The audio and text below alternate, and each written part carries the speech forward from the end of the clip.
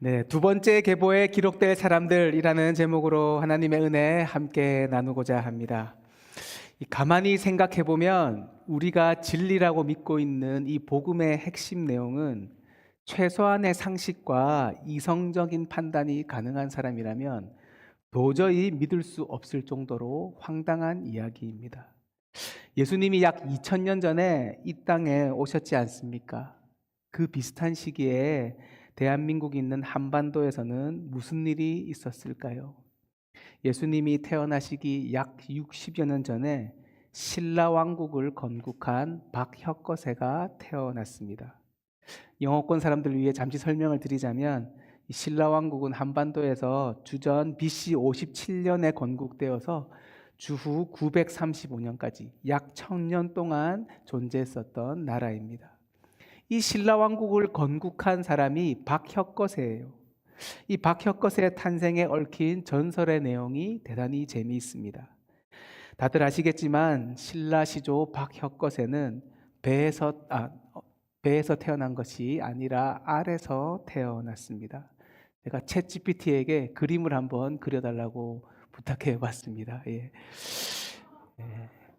그림을 그려줬는데 제가 그림을 그린 후에 프랑스 화가 모네 스타일로 바꿔달라고 하니까 저렇게 동서양의 만남으로 제가 저렇게 한번 그려봤습니다. 예.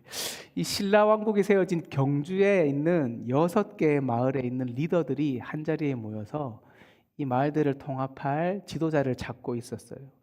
그런데 그림에 보이는 나정이라는 한 우물에 하늘로부터 빛이 내려왔습니다. 그리고 빛 속에 말 한 마리가 등장해요. 말 한 마리가 무엇인가를 감싸고 있는 모양으로 무릎을 꿇고 절을 하고 있습니다.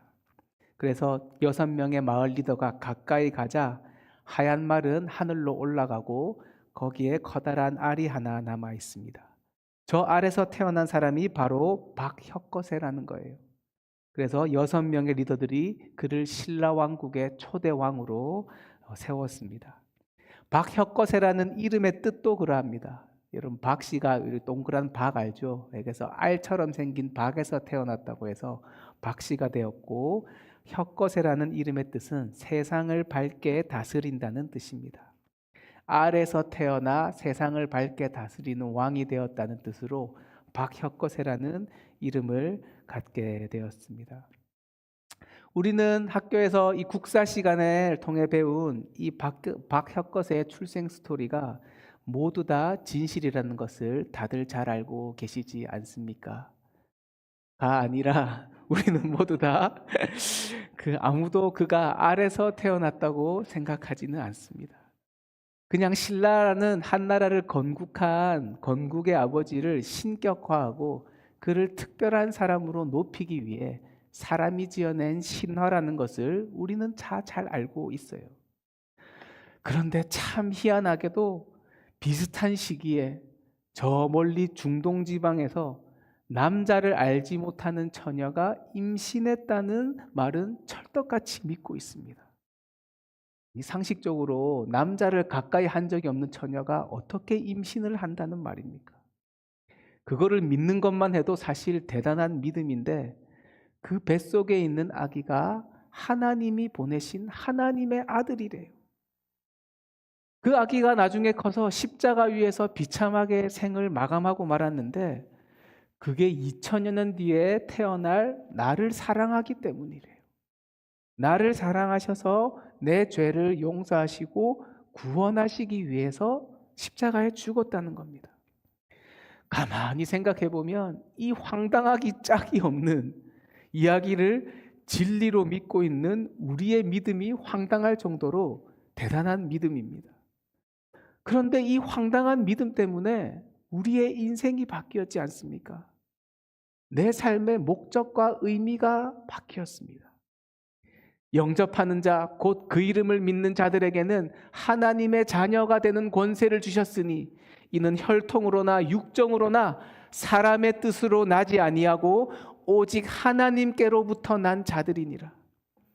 이 상식 밖의 이야기를 믿는 믿음 때문에 우리는 하나님께로부터 태어난 자, 즉 우리 존재의 뿌리와 출발점이 바뀐 자들이 되었습니다.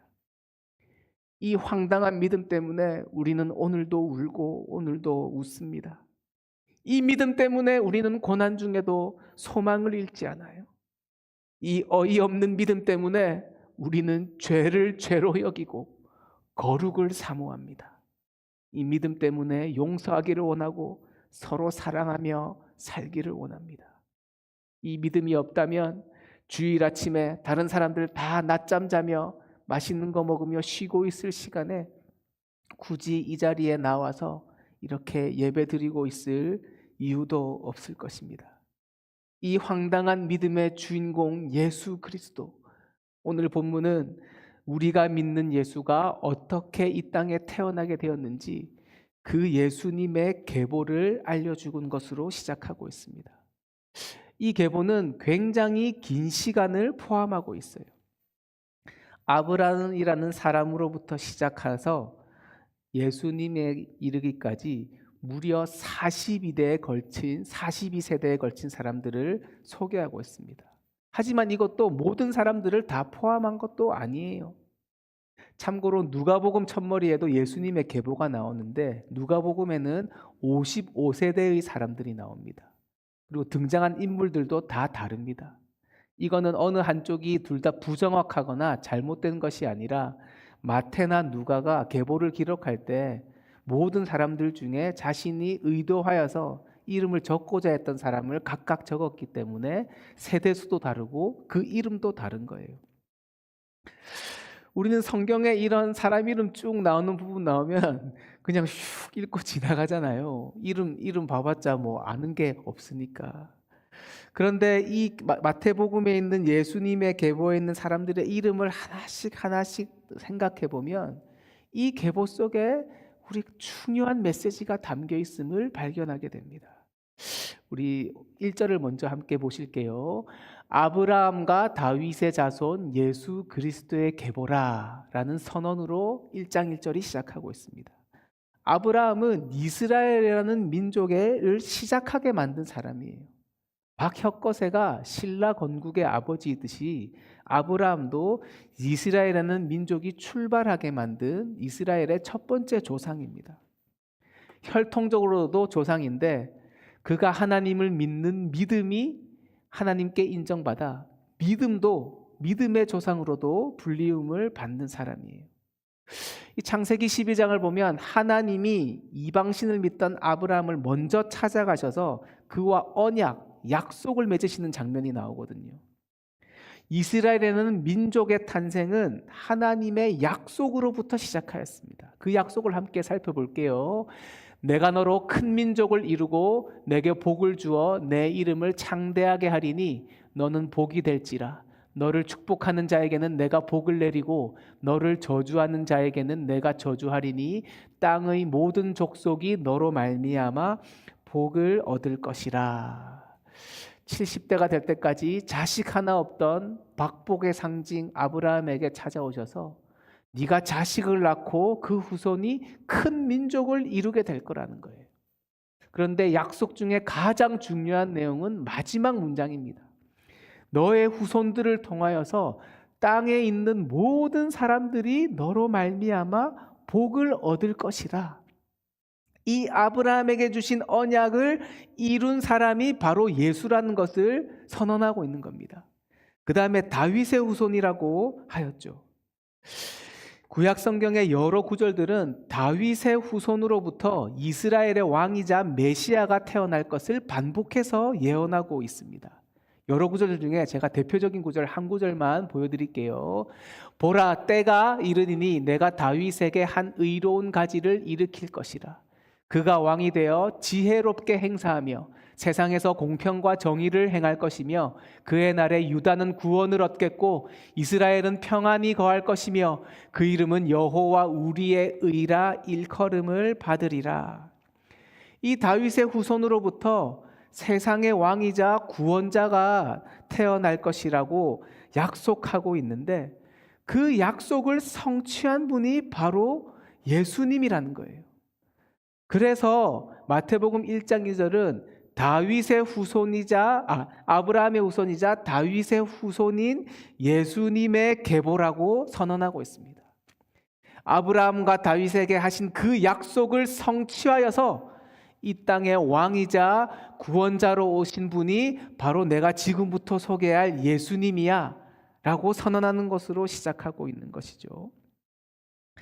만약 예수님이 정말 그러한 분이라면 그의 탄생 배경 역시 그만큼 순결하고 신성하고 특별한 이야기로 채워지는 것이 자연스러울 것입니다.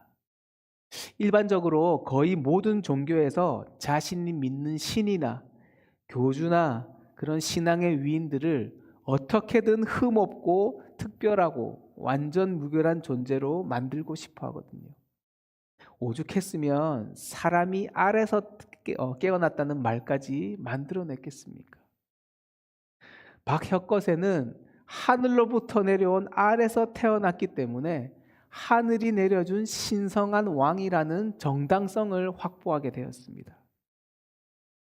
그런데 이 1장에 나오는 계보에 나오는 사람들의 이름을 쭉 보면 하나님의 아들이자 세상의 왕의 계보에는 전혀 어울리지 않는 사람들의 이름이 계속 등장하고 있는 것을 확인할 수 있습니다. 오히려 더럽고 추악한 죄를 지은 사람들이 반복해서 나오고 있어요. 우리 간단하게 한번 살펴볼까요? 우리 1장 3절을 함께 보시면 유다는 다말에게서 베레스와 세레를 낳았다고 했죠. 이 베레스와 세라는 쌍둥이였습니다. 여러분, 유다와 다말이 어떤 관계였습니까? 다말은 유다의 첫째 며느리였습니다. 즉 시아버지와 며느리가 동침하여서 자녀를 낳았는데 그 세대를 통하여서 예수님의 탄생이 준비되고 있었다는 거예요. 이 다말의 남편 엘은 하나님 앞에서 악한 삶을 살다가 일찍 죽고 말았습니다. 이 당시 고대 근동에서는 자식 없이 남편이 빨리 죽으면 남편의 형제들을 통하여서 자식을 낳아 대를 잇는 관습이 있었거든요. 그런데 죽은 남편의 두 동생이 다 대를 잇기를 거부하였습니다. 그래서 다말은 자녀를 낳기 위해서 시아버지 유다를 속이기로 결심하였어요. 유다가 가는 길목에 매춘부, 창녀처럼 분장을 하고 서 있다가 시아버지 유다가 나타나자 시아버지를 유혹하여서 동침하여서 임신을 한 것이었습니다. 그러니까 길거리에서 몸을 팔고 있는 창녀와 행음하려고 했던 시아버지 유다, 창녀로 가장하여서 시아버지와 동침하여서 자식을 낳으려고 했던 며느리, 이 두 사람의 이 죄를 짓고 있는 가운데서도 하나님은 예수님의 탄생을 준비하고 계셨다는 거예요. 다음으로 우리 5절을 볼까요? 살몬은 라합에게서 보아스를 낳고 보아스는 룻에게서 오벳을 낳고. 여러분, 라합이 누구인지 잘 알고 계시죠? 라합 역시 여리고서에 살던 매춘부였습니다. 한국어 성경에서는 기생으로 번역하였지만 히브리어 원뜻은 매춘부란 뜻이에요. 그래서 영어 성경에서는 모두 다 prostitute, 창녀로 번역하였습니다. 그녀의 지난 삶은 비록 매춘부가 살았지만 그녀는 여호와 하나님에 대한 소식을 들었을 때 자신이 믿던 가나안의 이방신보다 여호와 하나님을 더 믿기를 선택하였어요. 그래서 라합과 그의 가족은 여리고성이 멸망할 때도 구원을 받았는데 바로 그 매춘부 라합의 후손을 통하여서 예수의 이 땅에 오심이 준비되었다는 거예요. 뒤에 나오는 룻은 어떠한가요? 룻은 이스라엘 사람이 아닌 모압 사람, 이방 여인이었습니다. 하나님의 약속 밖에 있는 외인이었어요. 게다가 그녀는 젊어서 남편과 사별한 과부였습니다. 그녀의 시어머니 나오미가 네 남편이 죽었으니까 너 그냥 친정으로 돌아가. 나는 다시 가나안 땅으로 돌아갈게. 그런데 룻이 거부하죠. 룻은 어머니 나오미, 당신이 믿는 하나님이 곧 나의 하나님이 될 것이라고 고백하면서 그 하나님을 믿는 삶을 선택하였습니다. 그래서 시어머니 나오미와 함께 베들레헴으로 돌아왔어요. 그래서 하나님의 인도하심 가운데 보아스를 만나서 오벳을 낳았다고 했죠. 오벳이 다윗의 할아버지입니다. 즉 남편 잃은 과부, 가련한 삶을 살던 이방 여인을 통해서도 하나님은 예수의 탄생을 준비하고 계신 거예요. 다음 절 6절을 볼까요? 다윗은 우리아의 아내에게서 솔로몬을 낳았다고 합니다. 굉장히 인상적인 이 표현입니다. 다른 사람들은 다 그 사람의 이름을 직접 기록하였는데 여기에서만 본명 밧세바를 기록하지 않고 우리아의 아내에게서 솔로몬을 낳았다고 기록했어요. 마태는 분명히 의도적으로 이렇게 기록하고 있는 것입니다. 우리아는 다윗의 충성된 신하였습니다. 충성된 신하가 밖에 나가서 전쟁하고 있는데 다윗은 그의 아내와 불륜을 저질렀어요. 그리고 임신하게 되니까 그 죄를 덮기 위해서 우리아를 전쟁의 최전방에 내보냅니다. 그래서 우리아는 죽고 말았습니다. 다윗이 그렇게 불륜과 살인이라는 끔찍한 죄를 지었는데 하나님의 그 주권적인 섭리는 멈추지 않는 거예요. 그 죄를 통해서 낳은 솔로몬의 후대를 통하여서 예수님의 탄생이 준비되고 있었다는 것입니다. 그럼 솔로몬은 어떤가요? 열왕기상 11장을 보면 솔로몬에게 아내가 몇 명 있었다고 하는지 혹시 아시나요? 아내가 700명이었습니다. 첩은 300명이었어요. 그는 총 1000명의 여인들과 성적 쾌락을 누리는 삶을 살았습니다. 그 1000명의 여인들 중에는 많은 이방 여인들이 포함되어 있었어요. 그 여인들로 인해 솔로몬이 마음이 돌아서게 되었다고 성경은 정확하게 기록하고 있습니다. 그 이방 여인들을 통해 들어온 이방신을 솔로몬이 따르기 시작했습니다.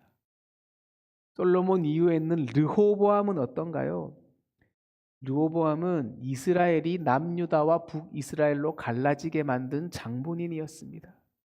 그에게 아내만 18명, 첩은 60명이었으며 우상을 섬겼습니다. 그 다음 보면 요람을 낳았다고 하죠. 요람은 왕이 된 뒤에 아무런 잘못 없는 형제들 6명을 그냥 다 죽여버렸습니다. 그 죄에 대한 대가로 창자병이 걸려서 나중에는 창자가 밖으로 빠져나오면서 죽고 말았어요. 9절과 10절에 보면 아하스와 므낫세가 나오죠. 아하스와 므낫세는 남유다에서 가장 악한 2명의 왕이었습니다. 아하스는 바알의 우상을 만들고 몰렉이라는 이방신에게 자신의 자녀들을 불에 태워서 죽이는 인신제사를 드린 사람이에요. 므낫세 역시 불 가운데로 자신의 자녀들을 지나가게 하는 이방신에게 제사를 드리고 점을 치고 신접한 자와 무당을 세워 여호와를 진노하게 하셨습니다. 진노하게 했습니다. 우리 마지막으로 11절 12절을 함께 보실게요. 바벨론으로 사로잡혀 갈 때 요시야는 여고냐와 그의 형제들을 낳으니라. 바벨론으로 사로잡혀 간 후에 여고냐는 스알디엘을 낳고 스알디엘은 수룹바벨을 낳고 요시야는 남유다를 영적 개혁으로 이끈 훌륭한 왕이었습니다. 그런데 그가 낳은 여고냐, 다른 이름은 여호야긴인데 여고냐는 하나님 보시기에 악한 왕이었어요. 그는 바벨론의 포로로 끌려가고 말았습니다.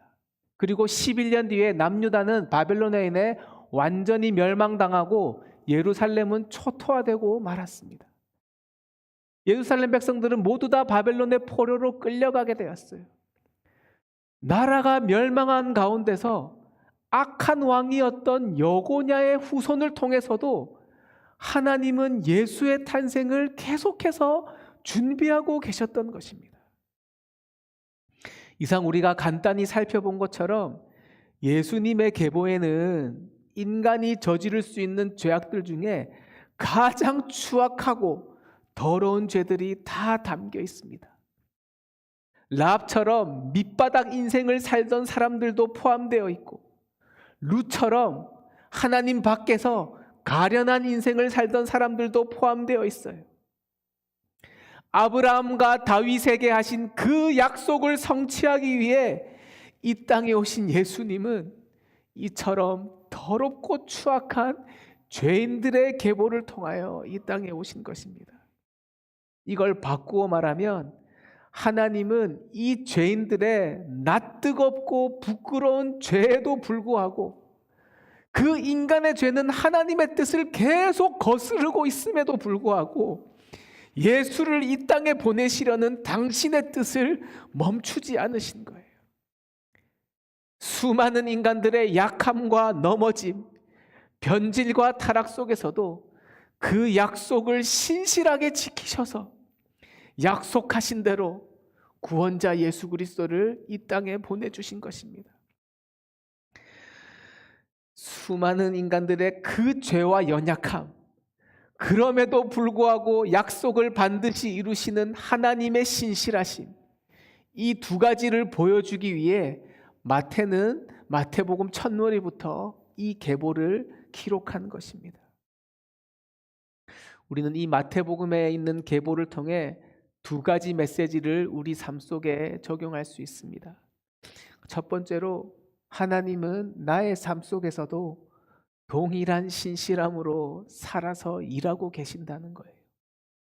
내 인생의 역사 속에, 우리 가정의 역사 속에, 이 교회의 시간과 이 세상의 역사 속에서도 하나님은 동일한 신실하심으로, 동일한 은혜로 지금도 일하고 계십니다.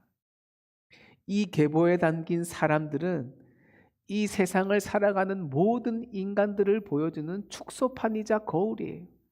아니, 다른 사람 생각할 거 없이 내 인생을 비춰주는 거울이자 내 인생의 축소판입니다. 우리 역시 아브라함처럼 하나님의 부르심을 받아 하나님을 믿는 사람들이 되었잖아요. 그래서 믿음을 가진 사람이 되었는데 아브라함이 실수하고 넘어진 것처럼 우리도 똑같이 실수하고 넘어집니다. 다윗처럼 신앙생활 잘해오다가 한순간에 무너져서 하나님 앞에 죄를 범하는 게 바로 우리잖아요. 솔로몬이 그랬던 것처럼 인생 전반기에는 뜨겁게 열정을 가지고 순결하게 신앙생활했는데 세월이 흐르면서 어느샌가 변질되고 하나님보다 더 사랑하는 것들이 내 삶 속에 들어와 있기도 합니다. 이스라엘이 바벨론의 포로가 된 것처럼 우리 인생이 나락으로 떨어지기도 하고 바벨론의 포로에서 다시 귀환한 것처럼 밑바닥까지 떨어졌다가 다시 일어나기도 하는 것이 우리의 인생입니다. 라합과 룻은 이방 여인이었지만 하나님을 믿게 되었다고 했죠. 우리 역시 하나님을 알지 못하는 이방인이었는데 하나님의 자녀로 하나님이 불러주셨어요. 바로 우리가 이 계보 속에 있는 사람들인데 하나님은 우리 삶 속에서도 동일한 신실하심으로 계속 일하고 있는 거예요. 지나온 인생 여정을 한번 되돌아보세요. 우리의 그 추악한 죄들, 우리의 약함과 넘어짐, 그 상함과 상처 속에서도 살아계신 하나님은 신실하게 일해오시지 않았습니까? 그래서 우리가 지금 이 자리에서 하나님을 예배하고 있는 것 아니에요? 지금도 내 삶을 향한 하나님의 신실하심은 멈추고 있지 않습니다. 그렇게 끝내 멈추지 않는 하나님의 사랑이 예수님이 이 땅에 오시게 하신 것처럼 내 삶 속에 끊임없이 예수님은 찾아오고 있는 것입니다. 보라, 세상 끝날까지 내가 너희와 항상 함께 할 것이다. 이 약속의 말씀을 성령 하나님을 통해 지금도 우리 삶 속에 이루고 계신 것이죠. 내가 이 땅에서의 나그네 삶을 마감하고 언젠가 그분 앞에 서는 그날까지 나를 향한 하나님의 이 신실하심은 멈추지 않을 것입니다.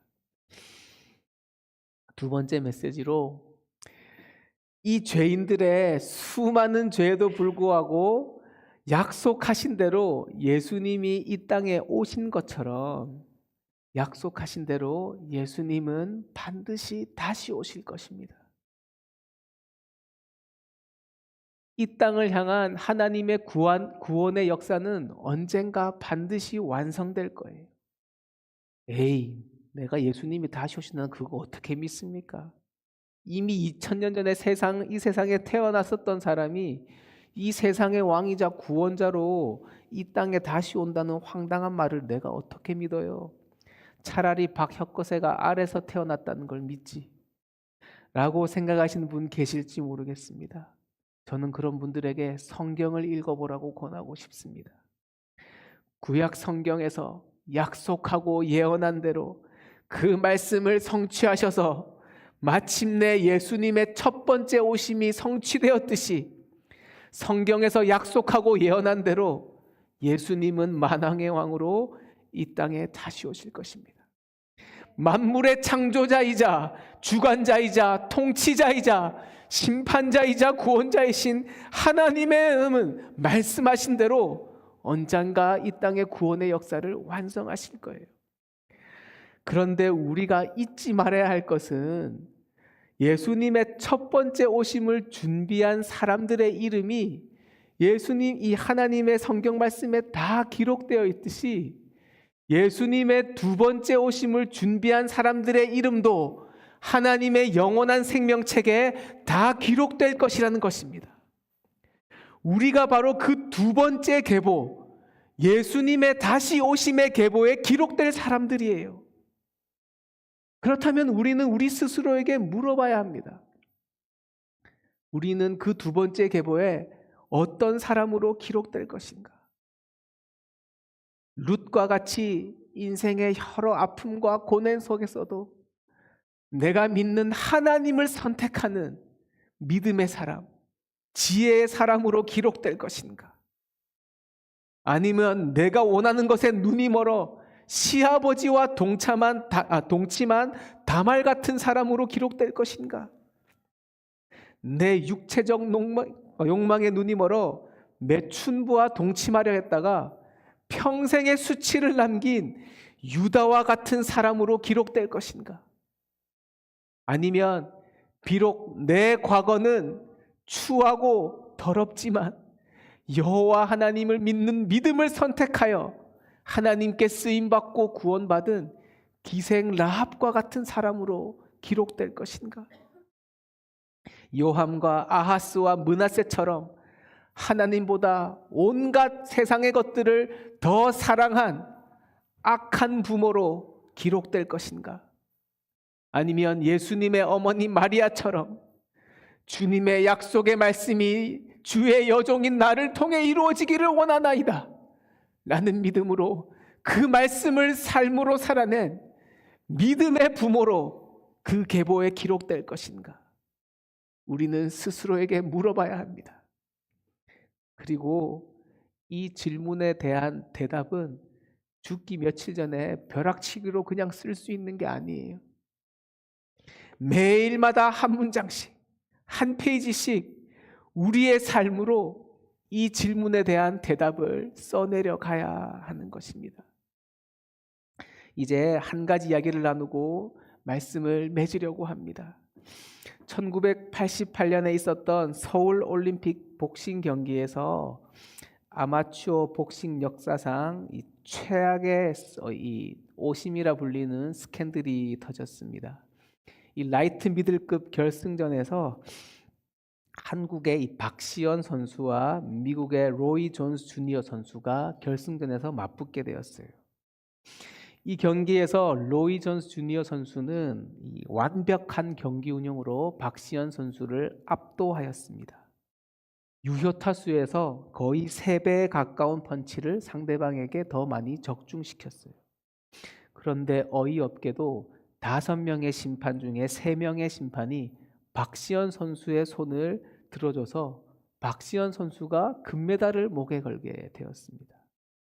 이 최악의 오심으로 인해 박시연 선수의 손을 들어준 3명의 심판은 자격정지라는 징계까지 받게 되었습니다.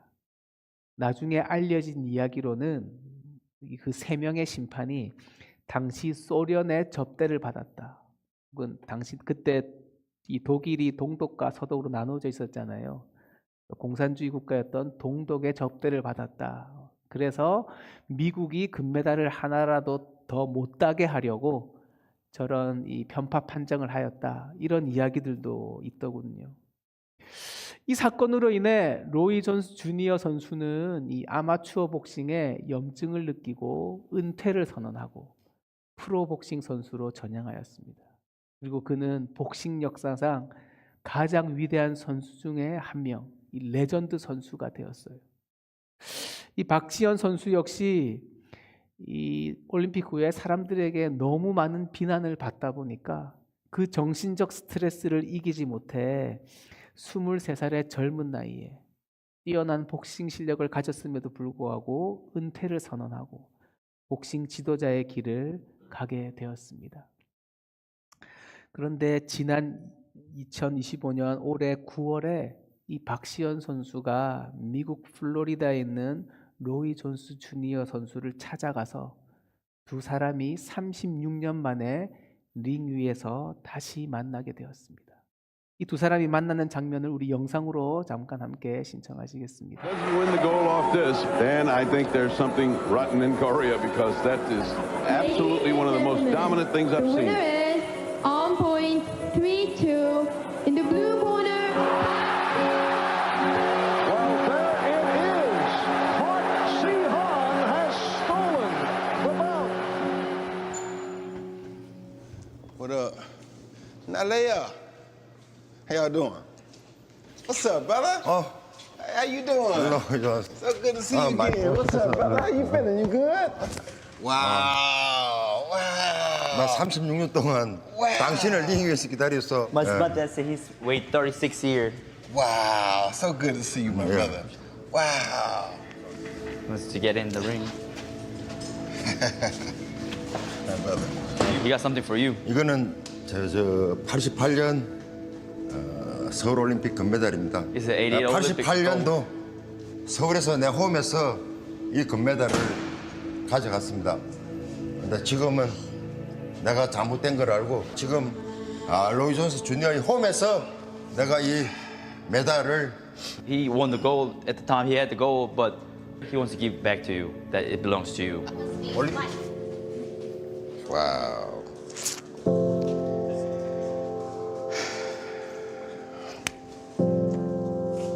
That is crazy. 여러분 굉장히 감동적이죠. 36년 전에 잘못된 판정을 되돌이키고자 미국까지 건너와서 금메달을 직접 건네주는 박시현 선수도 참 멋진 스포츠인입니다.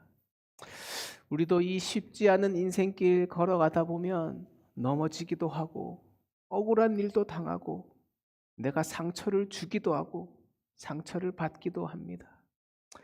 하지만 그 모든 시간을 다 통과하여 마지막 날에 하나님께서 나의 인생을 어떻게 평가하시고 어떻게 기록하시느냐가 우리 인생의 최후 승패와 성공 여부를 좌우하는 거예요.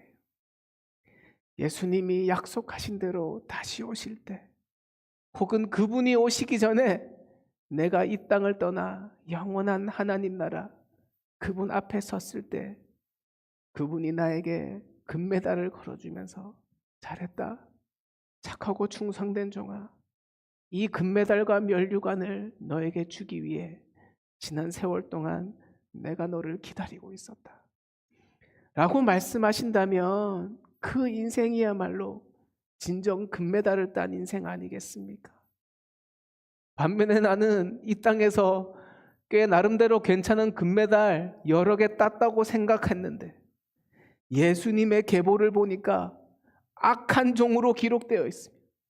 그래서 그분 앞에 섰을 때 그분이 내 목에 있는 금메달 다시 걷어가시면 어떻게 한다는 말입니까? 사랑하는 성도 여러분, 하나님이 약속하신 대로 아브라함과 다윗의 후손이자 만왕의 왕 하나님의 아들로 이 땅에 오신 예수 그리스도, 그분의 사랑이 영원토록 우리와 함께 하십니다. 우리의 수많은 죄와 약함과 넘어짐에도 불구하고 그분의 신실하심은 멈추지 않고 우리 삶을 향해 끊임없이 들어오고 계십니다. 그 신실하신 은혜에 힘입어 우리 모두 두 번째 예수님의 다시 오심의 계보 안에 신실하고 충성된 주님의 종으로 기록되는 삶을 함께 살아가야 하지 않겠습니까? 그 계보에 착하고 충성된 종으로 기록되는 성도님들 되시기를 예수님의 이름으로 축복드립니다.